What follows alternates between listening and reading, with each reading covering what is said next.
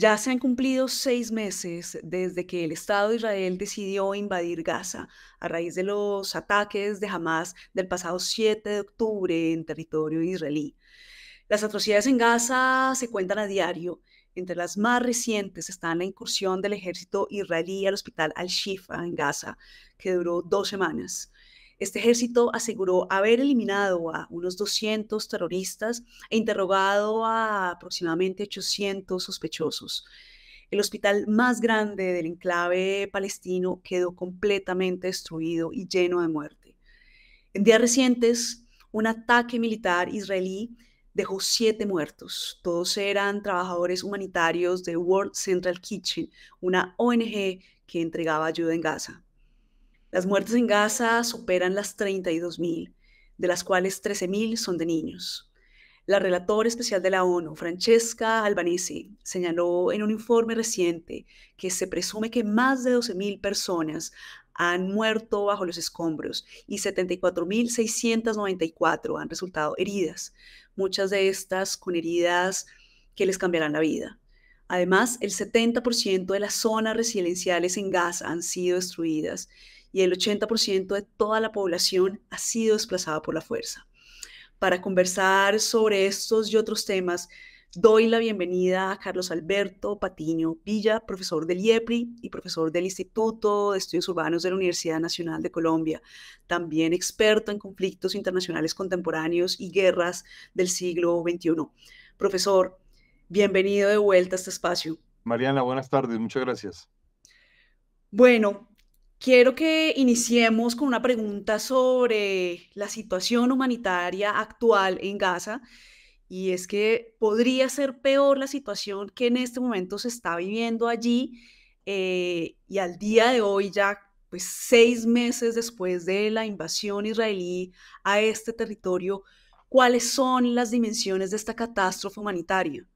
Pues mire, realmente estamos frente a algo que es muy sorprendente. ah, y aquí quiero ser enfático e iniciar diciendo que lo que se ha vivido en Gaza es el producto de un ataque terrorista injustificable e impresentable por parte de Hamas el 7 de octubre que pues dejó un saldo de muertos, de israelíes muertos y de ciudadanos de otras partes del mundo en un ataque que se hizo desde la Franja de Gaza por una serie de grupos distintos cercanos a Hamas y al mismo Hamas, incluyendo las brigadas de mártires de Al-Aqsa y otros grupos radicales, y que además aprovecharon unos fallos evidentes en la seguridad israelí y una especie de desentendimiento de los organismos de inteligencia de Israel frente a lo que había pasado allí, lo que además llevó a una tardanza en la respuesta tanto militar como de los organismos de inteligencia de Israel para atajar este ataque de Hamas. En consecuencia, Israel actuó de forma contundente con el derecho a la autodefensa que se supone se tiene por parte de todo Estado y sin embargo, a medida que fueron pasando las semanas, la respuesta de Israel fue siendo una respuesta muy recia, muy dura, en la que quedaron en el medio los civiles palestinos en la franja de Gaza, pero también se fue incrementando un cierto nivel de violencia muy fuerte en el sector de Cisjordania. Y esto ha llevado a que, según las cifras palestinas de seguridad y sanidad en la franja de Gaza, pues estamos hablando de por lo menos 30.000 muertos al día de hoy o un poco más, y adicionalmente con una fricción de Israel con los organismos internacionales, de una serie de fricción muy importante con una parte importante de grupos políticos y de estados, tanto en Europa como en otras regiones del mundo. Pero, sin embargo, y quiero subrayar, la principal tragedia es la de los civiles. Es una tragedia realmente impensable, sobre todo porque Hamas cuando hace el ataque sabía que la respuesta de Israel no iba a ser una respuesta leve y adicionalmente porque Israel ha hecho una respuesta muy fuerte tratando de destruir a Hamas y los grupos de ataque y acción militar de Hamas frente a un grupo que internacionalmente se considera un grupo terrorista,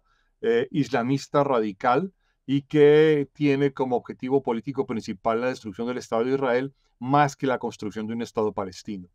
En ese contexto, adicionalmente, hay que registrar que varios estados egipcios, entre ellos, perdón, varios estados árabes, entre ellos Egipto y Jordania, se resisten a recibir refugiados palestinos y obviamente estamos frente a una situación realmente muy difícil, por un lado de explicar, de comprender y otro lado de resolver. ¿Qué futuro le espera a Gaza? ¿Qué futuro le espera a Palestina? ¿Hay alguna esperanza de que una vez terminado todo esto, Gaza o Palestina pueda resurgir, pueda reconstruirse?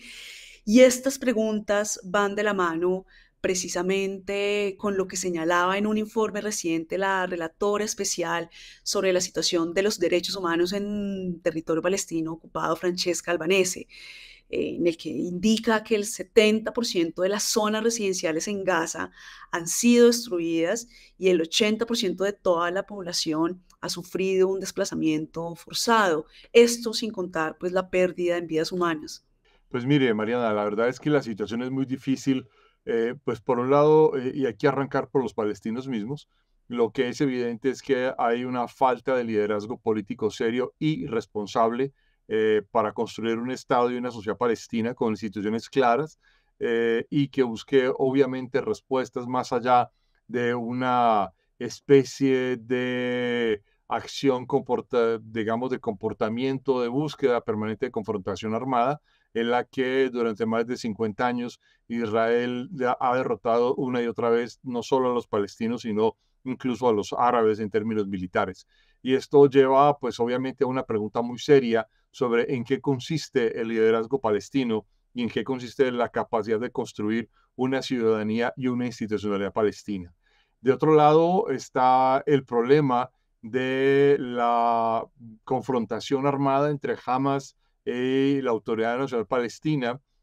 controlada o dirigida básicamente por el grupo de Al-Fatah, que surge de la Organización para la Liberación de Palestina, que finalmente fue una confrontación armada muy importante durante varios años, entre los años 2005 a 2015. Ha habido una confrontación armada muy importante, sobre todo después de que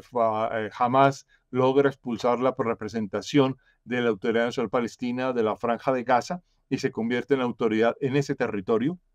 después de unas muy disputadas y discutidas elecciones. Y en ese contexto, pues realmente la gran responsabilidad del liderazgo palestino pues está en entredicho, entre otras razones porque habría que recordar que ha habido una serie de denuncias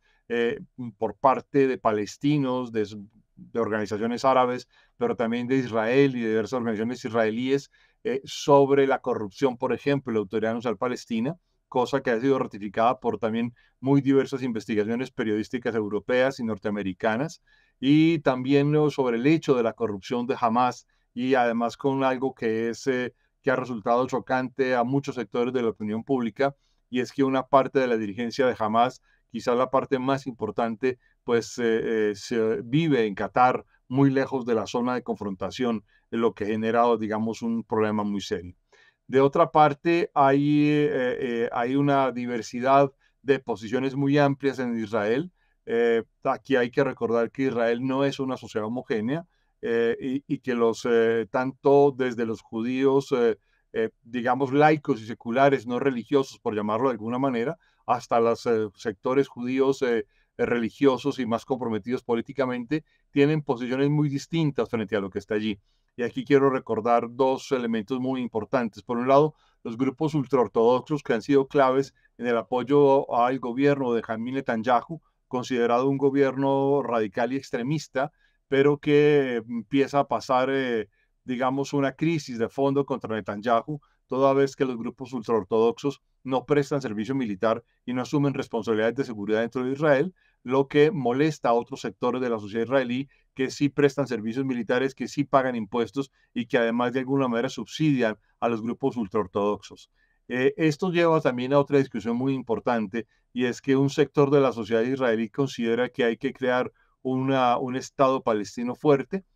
pero que brinde seguridad a Israel también, y que obviamente haya un compromiso de paz y seguridad, pero por otro lado hay sectores israelíes y esto ha sido claramente mostrado por algunos canales internacionales en las últimas semanas, que por ejemplo propenden porque el territorio de Gaza sea colonizado, sea habitado por colonos judíos ultraortodoxos, y en ese sentido pues se empieza a hablar además de una especie de entre limpieza étnica o apartheid contra los palestinos. De forma tal que allí la situación realmente es muy difícil, no es claro cuál va a ser la salida, y pareciera ser que, por lo menos por ahora, el asunto de la limpieza étnica frente a un territorio podría tomar forma en una circunstancia pues realmente muy difícil, insisto, para los civiles palestinos, que son finalmente los que sufren esta atroz condición final de, digamos, de represión tan brutal, sin olvidar obviamente a las víctimas israelíes del ataque del 7 de octubre. Profesor, ya usted que menciona el tema de los colonos, quisiera preguntarle ahora por los territorios en Gaza que están siendo desocupados a la fuerza, y por el interés que tienen los colonos israelíes en tomar posesión de esos territorios. Incluso muchos de estos han manifestado interés en tomar posesión de las playas de Gaza. ¿Qué nos puede comentar al respecto? Sí, es justo a lo que me refería ahora. Hay una entrevista a la BBC muy polémica en la que una dirigente judía ultraortodoxa habla de Gaza como un territorio que Dios les ha entregado a los judíos, y que obviamente debe ser un territorio ocupado por ellos. Y obviamente que los palestinos se muden hacia el África subsahariana o hacia Canadá. Y esto lo que hace finalmente es crear una presión internacional mucho más fuerte contra Israel, contra los colonos. Hay que recordar que gran parte de la expansión de los colonos han sido considerados en los diversos organismos internacionales como acciones ilegales. De hecho, el mismo Estado de Israel, por ejemplo, entre el año 2005 y 2006 destruyó varias de las procesos de ocupación territorial que los colonos israelíes habían hecho en algunos sectores de Gaza e incluso en algunos sectores de Cisjordania. Y ahora, curiosamente, algunos de estos grupos ultraortodoxos de colonos actúan en contra incluso del Estado de Israel para mantener los procesos de expansión de las colonias sobre las zonas de territorios palestinos. Aquí estamos frente a un problema realmente muy serio, casi que irresoluble, de ocupación de un mismo territorio por dos sociedades completamente diferentes, con dos culturas, si bien son estrechamente relacionadas en términos religiosos y étnicos, pero que tienen dos ambientes políticos e ideológicos completamente diferentes. ¿Ya podemos hablar de un genocidio hacia la población palestina? ¿Y cómo va este proceso ante el Tribunal Internacional de Justicia? Pues Mariana, ese es un debate todavía muy serio que está pasando por las cortes internacionales, si aquí hay o no hay un genocidio, y si hay la intención de un genocidio previamente o claramente premeditado y delimitado. Aquí, y obviamente el Estado de Israel se ha negado a decir que hay un genocidio, ha dicho todo el tiempo que lo que está haciendo es castigando a los combatientes de Hamas, y sin embargo, la verdad es que ha quedado descubierto las redes de túneles de Hamas, las redes de túneles en las que guardan armas, en las que han tenido allí escondidos aparte de los secuestrados, o por los que se mueven los tráficos diversos que tiene Hamas de todo tipo, digamos, de mercancías, en una especie de tráfico ilegal y de cooptación del comercio legal de los palestinos. Y en ese contexto pareciera ser que no hay una especie de actividad responsable. Ahora, lo cierto en este contexto es que los miles de muertos están ahí, son visibles, son contables, y de alguna manera habría que recordar que estamos frente a esto en un proceso de demanda del Estado de la República de Sudáfrica, en el que además coadyuvan otra serie de estados para demandar a Israel por un posible caso de genocidio cometido en esta zona. Y esto pues obviamente lleva a una crisis de fondo realmente muy seria. Ahora, ¿cuál será el futuro político de Benjamín Netanyahu, el primer ministro de Israel? Pues Mariana, realmente ha sido un debate muy fuerte. Habría que recordar que antes de esta guerra, Netanyahu enfrentaba una oposición muy grande de la opinión pública israelí. Y aquí habría que recordar que se produjo además un hecho que es muy interesante y es que la opinión pública israelí de alguna manera estuvo muy fuertemente influenciada por los partidos de centro, centro izquierda, los partidos liberales y los partidos y el Partido Laborista en especialmente, desde la fundación del Estado de Israel hasta el año 1978, cuando Menachem Begin accede al poder como primer ministro y logra un acuerdo importante con Egipto y que a partir de ese momento se produce un cambio muy fuerte en la política israelí, porque desde ese momento hasta el día de hoy los partidos de la derecha israelí y sobre todo los partidos ultraortodoxos han jugado un papel muy importante formando gobiernos de coalición cada vez más radicales a lo que uno podría llamar el espectro de la derecha dentro de la política israelí. Aquí no hay que caer en el error de pensar que son etiquetas que equivalen igual a todas partes, pero Benjamín Netanyahu ha sido sin lugar a dudas uno de esos protagonistas de todo este cambio. Una de las cosas que estaba pasando antes del ataque de Hamas era que se había producido una reactivación muy importante de los sectores de centro, centro izquierda, liberales, laboristas en la política israelí, e incluso lograron armar un gobierno corto y transitorio, pero que fue derrotado de nuevo por Benjamín Netanyahu. Una vez abierta la guerra para Netanyahu, hay una especie de revalidación, de alguna manera se revalida dentro del poder en Israel y pues muchos analistas supusieron que no duraría más de 2 meses en el gobierno, porque Netanyahu enfrenta una situación pues ambivalente. De una parte tiene el apoyo de alguna manera, podríamos decir, nacional para enfrentar una situación de amenaza y guerra, pero de otra parte tiene obviamente una oposición creciente dentro de la sociedad israelí que lo culpa además como responsable por los fallos de Israel que llevaron a los fallos de seguridad que llevaron al ataque contra Israel el 7 de octubre. Y luego, obviamente, ha ido creciendo una opinión pública muy importante que lo culpa tanto por los desastres dentro de la sociedad israelí como por las consecuencias humanitarias en Palestina. Y en este contexto, pues pareciera ser que Benjamín Netanyahu está frente a una situación realmente difícil de sostener. Hay quien ha dicho un poco en modo caricatura que pareciera ser que Benjamín Netanyahu tiene más de 7 vidas porque sigue, digamos, estando al frente del poder y sigue utilizando la condición de esta presión internacional. Habrá que recordar que en las últimas 2 semanas, incluso Benjamín Netanyahu ha logrado sobrevivir a la presión del Consejo de Seguridad de Naciones Unidas, que con la abstención de veto de los Estados Unidos, logró sacar adelante una resolución que ordenaba un alto al fuego inmediato y que obviamente fue muy mal recibido por el gobierno israelí y especialmente por Benjamin Netanyahu, llevando una confrontación cada vez más directa entre Netanyahu y Joe Biden, el presidente de los Estados Unidos. En ese contexto, pareciera ser que el gobierno de Biden está cada vez más hasta el tope del gobierno de Israel. Es bastante evidente que no hay ninguna condición de comprensión entre Biden y Netanyahu. Y hasta ahora, por lo menos cuando estamos grabando esta conversación, Netanyahu sigue al frente del gobierno sin tener claro tampoco la perspectiva de salida de Netanyahu del gobierno, así tenga un fuerte repudio de un sector importante, por un lado, de la sociedad israelí, pero también de un repudio muy importante de la comunidad internacional. Y quiero que cerremos esta conversación, profesor, con una pregunta sobre la responsabilidad que se le puede asignar a la comunidad internacional frente a estos hechos. Pues mire, uno podría plantear responsabilidades muy amplias o muy acotadas, pero la verdad es que aquí hay una serie de responsabilidades que pasan por asuntos como, por ejemplo, la falta de decisión de la sociedad internacional, por un lado, para presionar a los palestinos a armar unas instituciones y un Estado realmente serio, además que esto vaya de la mano del reconocimiento definitivo del Estado de Palestina, pero que además implique una aparición de una élite